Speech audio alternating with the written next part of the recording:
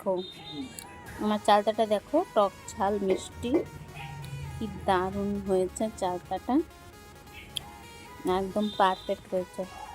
দেখো বন্ধুরা, আজকে আমি কি নিয়ে এসেছি, চালতা। চালতা দিয়ে চলো তো আজকে আচার করি, তো চলো করি।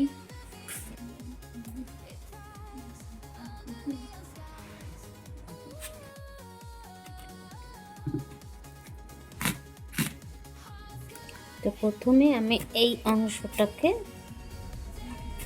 বাদ দেব, এই যে এইটাকে এইভাবে করে এইটাকে মানে পুরো এইটাকে বাদ দিতে হবে, এইটাকে পুরো বাদ, এই যে বাদ হয়ে গেল। এই যে এটাকে আমি বাদ দেবো। এই যে এবার এইটাকে কি করতে হবে, এইটাকে এই যে খোসাটা ছাড়িয়ে নিতে হবে, এই খোসাটাকে ছাড়িয়ে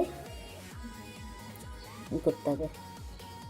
তো দেখেছো কীভাবে ছাড়াবো আমি, এই যে খারাপ অংশগুলো এগুলো বাদ দিতে হবে, এগুলো আমি ফেলে দেবো কেটে। তোমরাও দেখে নেবে যে কি, ঠিক আছে দেখাচ্ছি। এই যে এইগুলোও বাদ দিতে হবে, এইগুলোও বাদ দিতে হবে। তো এইভাবে খোসাটাকে এইভাবে কেটে বাদ দেবো, এইভাবে ওকে আমি ছাড়িয়ে নেব। এই যে খুব সহজেই বেরিয়ে যাচ্ছে, এই যে বেরিয়ে গেল। এই যে খোসাটাকে আমি বাদ দিচ্ছি। অনেকে আছে খোসা সমেত রান্না করে, কিন্তু খোসা সমেত আমার ভালো লাগে না, আমি খোসাটাকে ছাড়িয়েই নিই। এই যে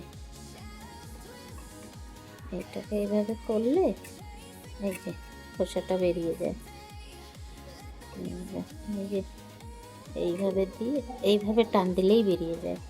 এই যে এইভাবে, তো এই যে বেরিয়ে গেল, এইভাবে বেরিয়ে যেত। এই যে এটা পরিষ্কার হয়ে গেল একদম। প্রথমে আমি এখানে জল দিয়ে দেবো, জলটাকে ফুটতে দেবো, তারপরে চালতাগুলো ছেড়ে দেবো। আমি চালতাগুলো এইভাবে কেটে নিয়েছি, আর এইভাবে আমি চালতাগুলো গরম জলের মধ্যে ছেড়ে দেবো। এটাকে সিদ্ধ করতে হবে, লবণ দিয়ে চালতাটাকে সিদ্ধ করে নেব। দেখেছো এর মধ্যে কালো কালো জল বেরোচ্ছে, এইটা আয়রন বেরোচ্ছে। এই কালো কালোটা না সরিয়ে নিলে তারপরে চালতা আচার খেতেও ভালো হয় না। এই জন্যে এইটাকে প্রথমে সিদ্ধ করে নিলে এই যে কালো কালো যে জলের অংশটা, এই যে কালো কালো এইটা সরে যাবে, তাহলে বানাতে গেলেও এত আর সমস্যা হবে না, কালারটা ভালো আসবে। অলমোস্ট সিদ্ধ হয়েও গেছে, আর অল্পটু বাকি আছে, এটা 60-70% এটাকে সিদ্ধ করে নিতে হবে। আর তাহলে কি হয়, এটা যে এর মধ্যে যে লালা লালা ভাবটা থাকে ওইটা কেটে যায়। এটাকে আমি ছেঁকে নিই,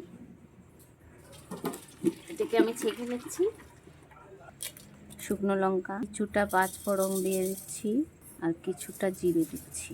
তা নেব, অবস্থায় ভেজে নেব, এটাকে আমি বাটবো পরে। মশলাটা আমার ভাজা হয়ে গেছে, এটাকে আমি নামিয়ে নেব। নামিয়ে মিক্সি বলো পাটায় বলো, এটাকে তুমি যেরকম ইচ্ছা তাতে বেটে নিতে পারো, কিন্তু মিহি না, তার জন্যে পাটাটা শুকনো হতে হবে। তো আমি এই মশলাটাকে বেটে নিচ্ছি, পাটাই বেটে নিচ্ছি। পাটাতে আমি আজকে আর মিক্সিতে কিছু করবো না, পাটাই বেটে নিচ্ছি। তো চলো পাটায় বেটে নিই। এইবার যেটা করতে হবে, এই চালটাটাকে এইভাবে থেতো করে নিতে হবে, এইভাবে থেতো করে নেব, তাহলে মশলাটা ভালো ঢুকবে। এই যে থেতো করে কড়াইতে তেল গরম করে শুকনো লঙ্কা জিরে 5 ফোড়ন দিয়ে দিচ্ছি। চালটাগুলো ভেজে নেব। এই যে দিয়ে দিলাম গুড়টা, প্রায় 500 মতো গুড় দিয়ে দেবো, আখের গুড়, খুব সুন্দর গুড়টা। ব্যাস দিয়ে দিলাম। এবার এটাকে নাড়াচাড়া করতে থাকবো, নাড়াচাড়া করতে করতে দেখবে গুড়টা গলে যাবে। গলে গেছে। এই যে এই গুড়, এবার এটাকে জাল দিতে দিতে গুড়টা গাঢ় হয়ে যাবে। গাঢ় হয়ে গেলে আমার চালতাটা রেডি হয়ে যাবে। গাঢ় হবে, যখন গাঢ় হবে তখন দেখাবো। দেখো এইবার দেবো বিট লবণ। ভাজা মশলাটা করেছিলাম সেই ভাজা মশলাটা দিয়ে দেবো, আর নেড়ে চেড়ে দিয়ে আমার চালটা রেডি। এই যে দেখো দেখো রেডি হয়ে গেছে, দেখতে পাচ্ছ? এই দেখো রেডি। এবার এটাকে তোমরা বয়মে ভরে বছর খানিক মতো খেতে পারবে। বয়মে ভরে রেখে দিয়ে, এইটাই সিজন, এই সিজনেই চালতার আচার করলে অনেক দিন পর্যন্ত প্রিজার্ভ করে খেতে পারবে। তো রেডি হয়ে গেছে, একটু খেলাম তো রেডি হয়ে গেছে আমার চালটা, একদম